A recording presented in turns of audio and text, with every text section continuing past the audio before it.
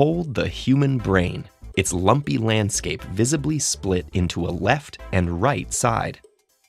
This structure has inspired one of the most pervasive ideas about the brain, that the left side controls logic and the right creativity. And yet, this is a myth, unsupported by scientific evidence. So how did this misleading idea come about, and what does it get wrong? It's true that the brain has a right and a left side. This is most apparent with the outer layer, or the cortex. Internal regions, like the striatum, hypothalamus, thalamus, and brainstem, appear to be made from continuous tissue, but in fact, they're also organized with left and right sides. The left and the right sides of the brain do control different body functions, such as movement and sight. The brain's right side controls the motion of the left arm and leg, and vice versa. The visual system is even more complex. Each eye has a left and right visual field. Both left visual fields are sent to the right side of the brain, and both right fields are sent to the left side. So the brain uses both sides to make a complete image of the world. Scientists don't know for sure why we have that crossing over.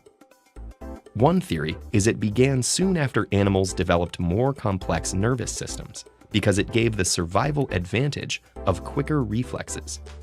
If an animal sees a predator coming from its left side, it's best off escaping to the right. So we can say that vision and movement control are two systems that rely on this left-right structure. But problems arise when we overextend that idea to logic and creativity. This misconception began in the mid-1800s when two neurologists, Broca and Wernicke, examined patients who had problems communicating due to injuries. The researchers found damage to the patient's left temporal lobes, so they suggested that language is controlled by the left side of the brain. That captured the popular imagination.